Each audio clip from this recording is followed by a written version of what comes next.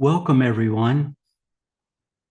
Each week, we gather together to explore the inner light, attune to our higher self, and receive guidance from enlightened beings. May this shared experience deepen our love, expand our perception, and unite our souls in peace.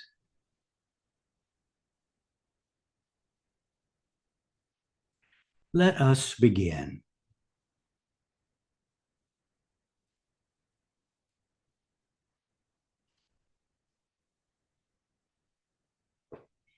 In the words of the elders, the challenges facing humanity are more intense than at any time since the origins of the race. Human failures are exposed in unremitting images of atrocities committed by individuals and organized groups against their own and against others. Such images are lately paired with trails of wreckage left by natural forces. Millions of people are victims of these waves of destruction. Billions are besieged by scenes of a dying civilization. They can choose to react in several ways. They can turn the dial. They can absorb the horror and become paralyzed with fear. Or they can allow what they see and hear to alter the course of their lives. Many are feeling increasingly impelled to ask, am I my brother's keeper? If not, who am I?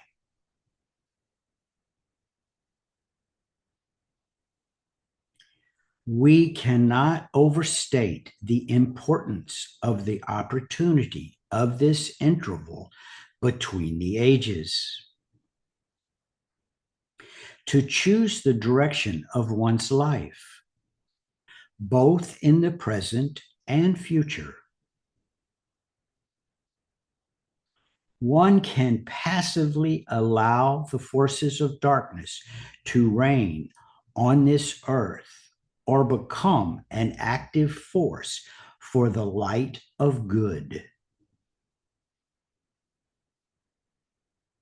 Neutrality is impossible in these times, such times.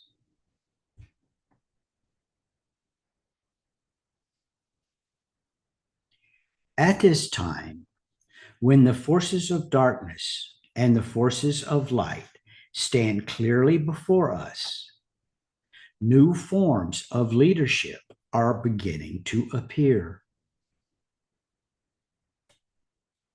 They arise not from personal ambition, but from compassion awakened by the world's suffering.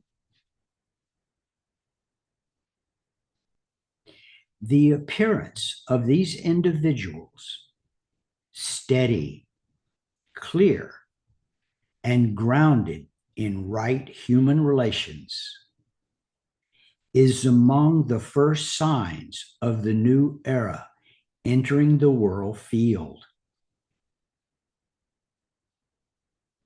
Their presence reflects a subtle yet unmistakable shift in the consciousness of awakening humanity.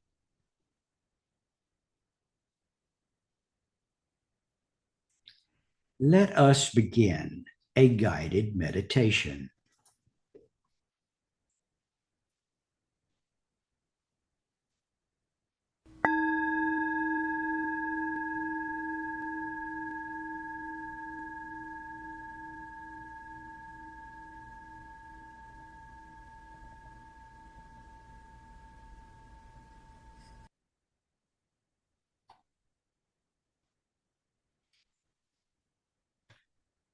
Let us come together as one.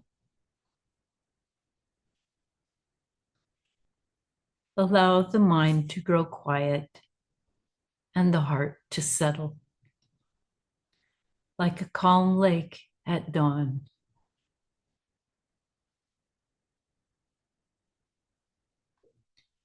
In this calm state, the shifts within the planetary life become easier to perceive. New waves of energy are entering our world, shattering what has obscured the incoming light. Extreme weather patterns and violent upheavals, reflecting the imbalance of life on Earth, are changing the environment in which we exist.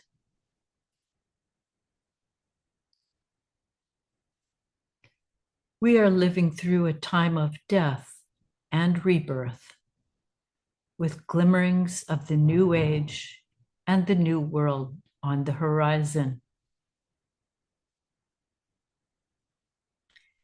In such conditions, leadership takes on new meaning and significance.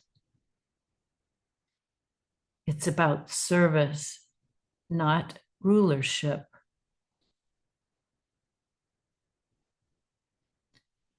In resonance with the new life forces entering the earth, it brings sensitivity to human suffering and a desire to heal and uplift the whole.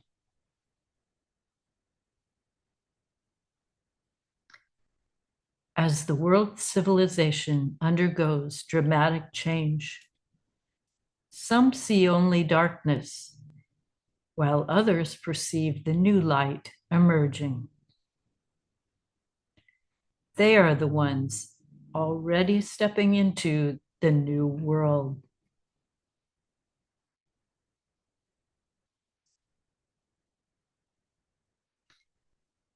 Everything unfolding now is aligned with the greater plan of evolution.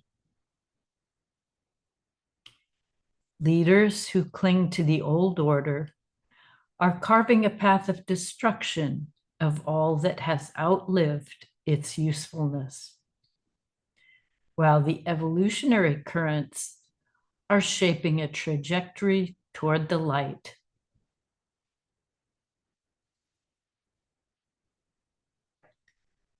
The spiritual forces that have carried humanity to this point of evolution are leading us in a new direction. As matter wanes in importance and spirit waxes.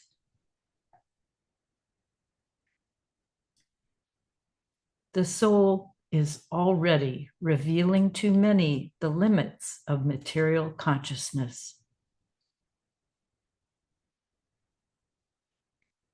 Even as we turn inward to attune to the spiritual currents pouring abundantly into the earth, we can now also look outward and find growing manifestations of these energies in the world. Emerging new leaders are imbued with them.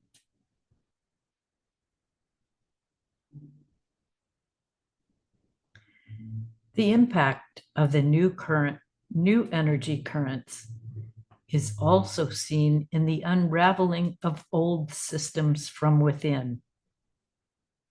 The isolation created by the values of materialism has led to a longing for connection, healed by the emerging consciousness of the soul.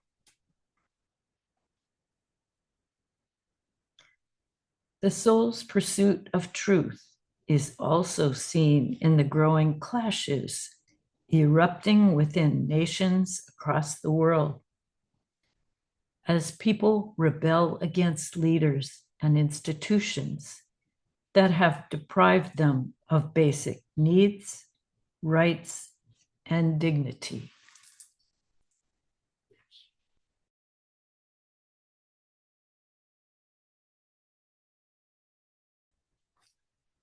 The qualities of the new leaders appear as the antidote to the growing unrest. Their goodwill and orientation to the welfare of the whole, whether a city, state, or nation, is restoring a sense of justice in pockets of the world. By creating conditions where shared understanding can take root, they are strengthening fragmented human relations and laying the foundations for genuine unity and peace.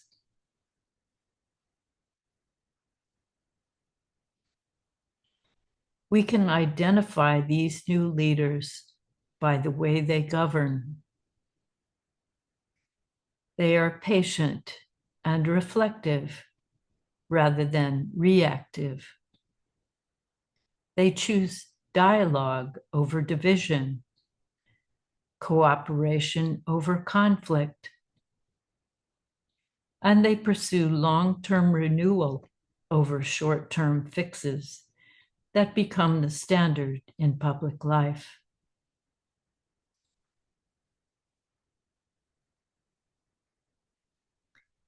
They listen deeply and demonstrate genuine commitment to the well-being of their constituents. Instead of placing themselves at the center, they hold the center, creating a stable platform from which others can contribute their best.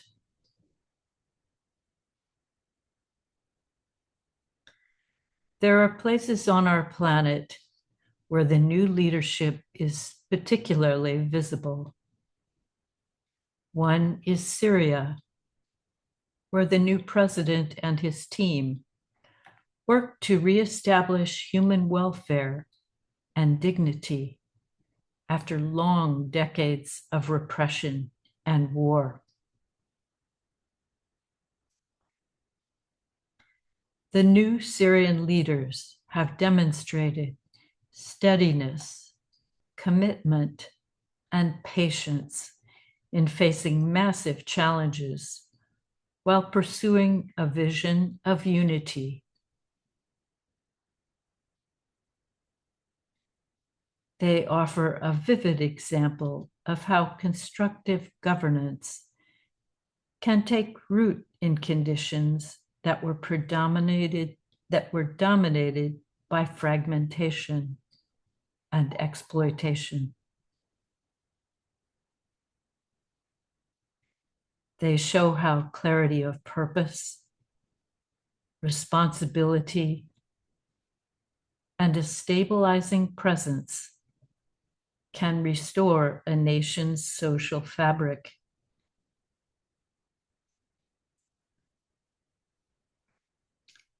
In other parts of the world, where communities have endured the worst challenges of these times, beneficent leaders are holding the center rather than merely occupying it. Their presence steadies the field and renews faith in humanity. We may recognize these qualities in the present mayor of New York City, whose commitment to the well-being of all the city's residents is a source of renewed hope. He is making the government responsive to people's needs.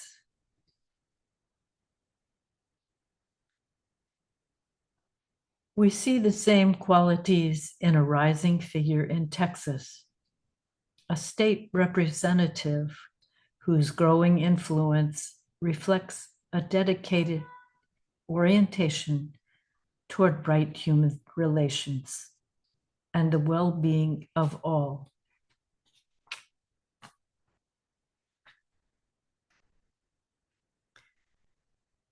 Though each context may be different, the underlying qualities these individuals share are remarkably similar as they are qualities of the soul. They point to a broader shift in how leadership is understood, expressed, and lived. They publicly demonstrate the shift in consciousness occurring on the threshold of the new era.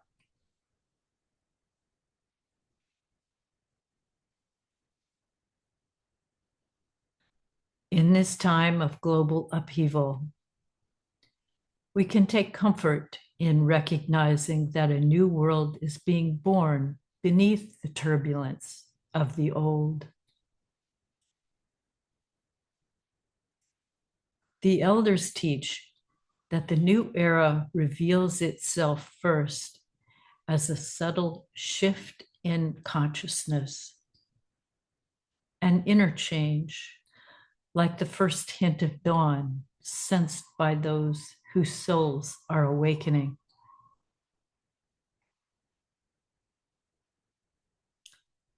It then appears as a living presence, recognized outwardly in the qualities of those who seek a role in governance, in communities choosing coherence over conflict,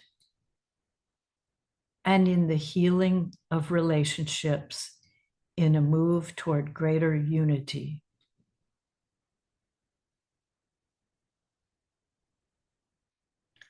Finally, this shift in consciousness becomes a lived reality, expressed through the restoration of human dignity and right human relations, and through the rebuilding of collective life in ways that reflect the deeper currents of the new era.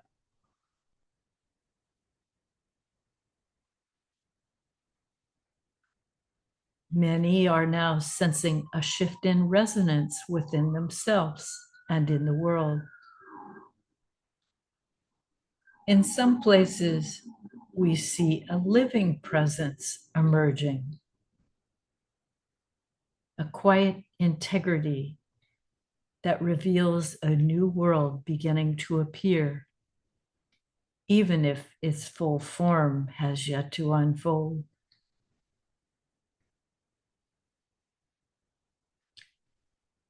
We are invited to look closely at the kinds of leadership we support and the qualities we cultivate in ourselves. We are reminded that the movement toward unity is not abstract or distant. It is already appearing in the world, quietly and steadily, through the choices we make and the qualities we embody.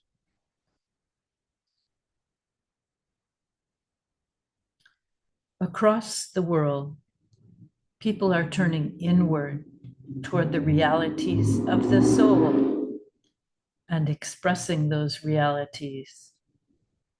And groups in every nation are moving in the same direction. The steady urge toward greater beauty of expression, of character, and of living conditions has been at the core of much human progress in the past.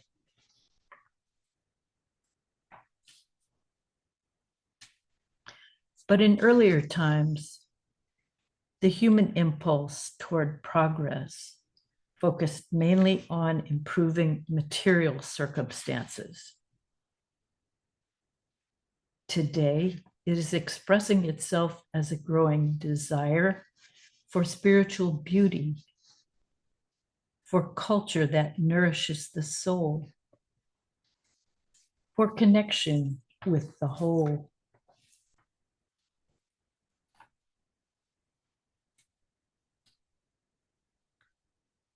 As this new impulse unfolds, it reaches a stage where right human relations become central to humanity's well-being. We see this shift occurring through leaders who are working to strengthen human connection, dignity, well-being, and peace.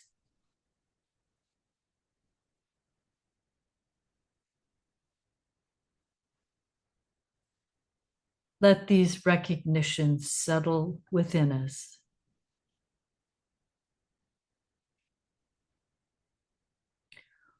Hold a steady space as we draw toward the close.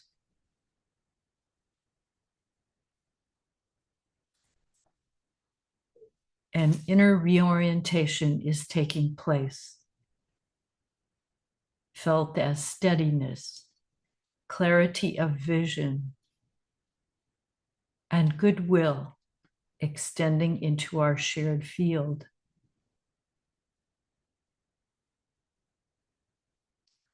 Rest for a final moment in simple, spacious alignment.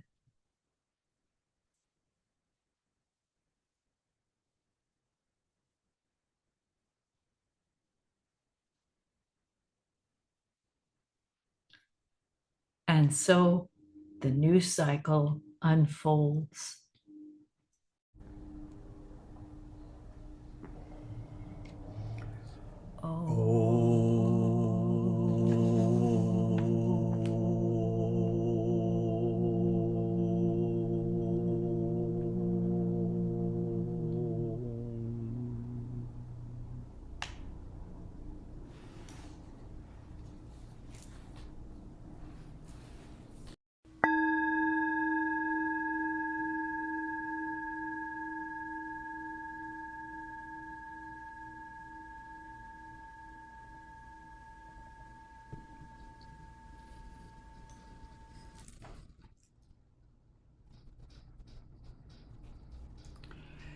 Thank you for joining us. Let us rest in the joy of the soul as we end with music.